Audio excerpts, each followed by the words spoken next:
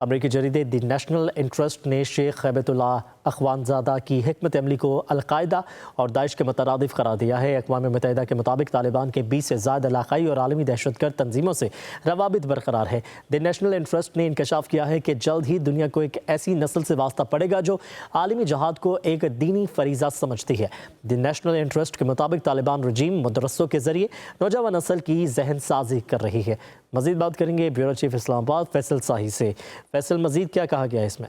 देखें, अमरीकी जरीदे the national interest ने शेख हैबतुल्लाह अखवानज़ादा की हिकमत अमली को अलकायदा और दाइश के मुतरादिफ करार दिया है और अक़वाम मुत्तहिदा के मुताबिक तालिबान के 20 से ज़्यादा इलाकाई आलमी दहशतगर्द तंजीमों से रवाबित बरकरार हैं। और ये भी लिखा गया है कि जल्द ही दुनिया को एक ऐसी नस्ल से वास्ता पड़ेगा जो आलमी जहाद को एक दीनी फरीजा समझती है। और दी नेशनल इंटरेस्ट के तालिबान रजीम के मदरसों के जरिए नौजवान नस्ल की जहन साजी बारे जो होशरुबा इंकशाफ जो है वो भी सामने है। तालिबान के तहत जो मदरसा और तालीमी निज़ाम को नज़रियाती हथियार में बदला गया, ये नेशनल इंटरेस्ट में लिखा गया। और साथ ये लिखा है कि तालीम को अतात और शिदत पसंदी के तरगीब के लिए इस्तेमाल किया जा रहा है। और 2021 के बाद मदारस के निसाब को आलमी जहादी नजरिए के लिए तरबियत के लिए ढाल बना दिया गया। और तालिबान की जो तशी इस्लाम, अफगान या पश्तून रवायत का तसलसल नहीं बल्कि एक दरामद शुदा जो आमराना नजरिया। और ये भी लिखा है कि तालिबान का नजरिया तालीम नहीं बल्कि नजरियाती अतात गुजारी है। और तालिबान ने वाजे किया है कि लड़कियों के लिए स्कूल साहब की नजरियाती मुताबिकत होने के बाद ही खुल सकेंगे। इसके साथ साथ ये भी लिखा गया कि जो लीक शुदा दस्तावेज मुताबिक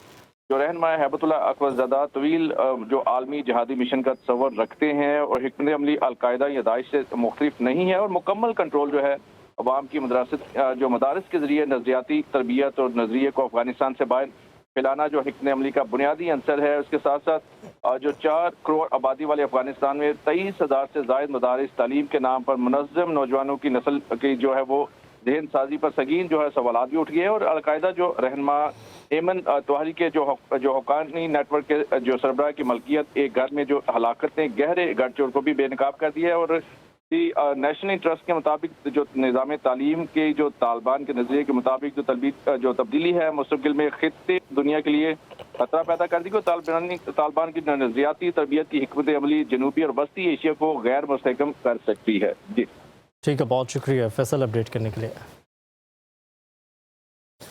अपडेट करेंगे आपको इस हवाले से मुतालिक। और ख़बर ये है कि द नेशनल इंटरेस्ट ने एक मज़मून शाया किया है जिसमें शेख हैबतुल्लाह अखवानज़ादा की हिकमत अमली को अलकायदा और दाइश के मुतरादिफ करार दिया है। अक़वाम मुत्तहिदा के मुताबिक तालिबान के 20 से ज़्यादा इलाक़ाई और आलमी दहशतगर्द तंजीमों से रवाबित बरकरार हैं। द नेशनल इंटरेस्ट ने इंकशाफ किया है कि जल्द ही दुनिया को एक ऐसी नस्ल से वास्ता पड़ेगा जो आलमी जहाद को एक दीनी फरीज़ा समझती है। और इसी पर मज़ीद बात करेंगे। ब्रिगेडियर रिटायर्ड बाबर अलाउद्दीन साहब ने हमें इस पर ज्वाइन किया। सर, शुक्रिया आपके वक्त के लिए। इसमें जो एक बड़ा अहम पॉइंट है वो ये है कि बहुत जल्द एक ऐसी नस्ल से वास्ता पड़ेगा दुनिया का जो कि जहाद को जो है वो बड़ा ज़रूरी समझती है और अपनी अमली फरीज़ा समझती है।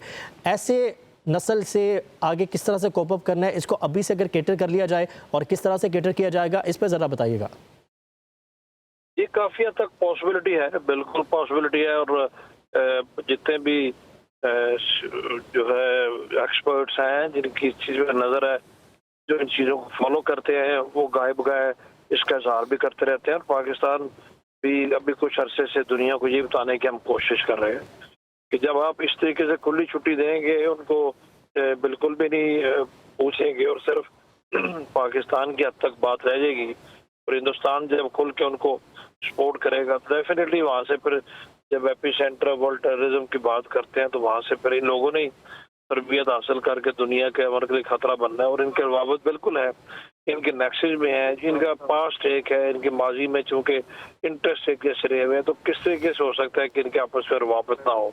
इसी के ऊपर इनकी सर्वाइवल है, इसी पैसे के ऊपर इनकी सारे का सारा निज़ाम चलता है और तो कहीं से इनका निज़ाम नहीं चल सकता।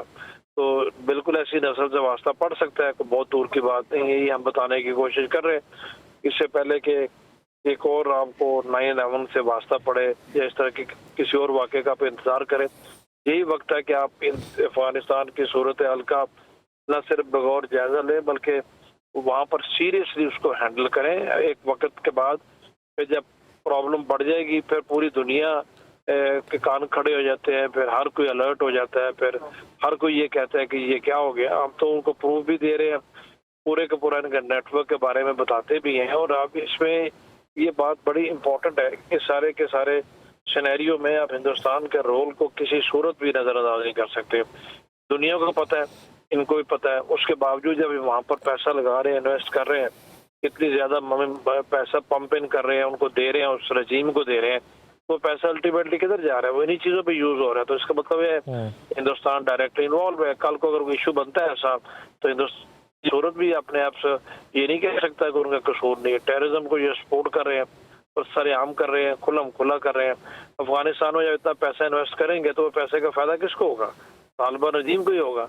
और तालिबान रजीम के जब इनके साथ नेक्सेस है, जो कि मुख्तलिफ अखबारों में, जरायद में आ भी रहा है, रिपोर्ट्स भी आ रही हैं दुनिया के बड़े बड़े। सर, आप हमारे साथ ही मौजूद रहेगा। जवान के तजज़ियाकार अब्दुल्ला हमीद कुल साहब ने, सर शुक्रिया आपके वक्त लिए भी।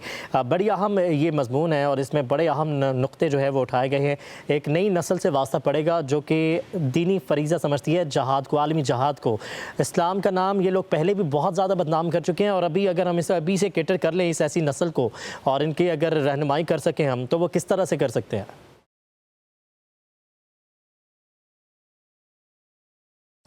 अब्दुल्ला हमीद कुल साहब से दोबारा रब्ता करेंगे। नाज़रीन, आपको बताएं कि अमरीकी जरीदे द नेशनल इंटरेस्ट ने शेख खैबतुल्लाह अख़वानज़ादा की हिकमत अमली को अलकायदा और दाइश के मुतरादिफ करार दिया है। अक़वाम मुत्तहिदा के मुताबिक तालिबान के 20 से ज़्यादा इलाक़ाई और आलमी दहशतगर्द तंजीमों से रवाबित बरकरार हैं।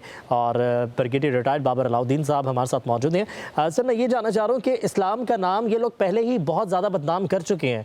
कहीं पर कोई वाक़या होता है इस्लाम से जोड़ा जाता है और यही वजह है बैक एंड पर ये लोग इस तरह से काम कर रहे हैं जिस वजह से पूरी दुनिया में इस्लाम को जो है वो नेगेटिवली पोर्ट्रे किया जाता है। अभी मैं जानना ये चाह रहा हूँ आपसे कि ये लोग इतने कम तादाद में एक्सपोज भी हो चुके हैं पूरी दुनिया के सामने, मजीद किस तरह से काइनेटिकली इनको कंट्रोल करना पड़ेगा या क्या तरीका होना चाहिए?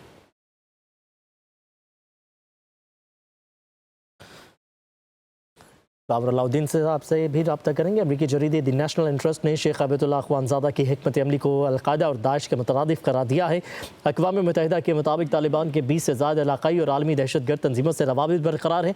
द नेशनल इंटरेस्ट ने इंकशाफ किया है कि जल्द ही दुनिया को एक ऐसी नस्ल से वास्ता पड़ेगा जो आलमी जहाद को एक दीनी फरीज़ा समझती है।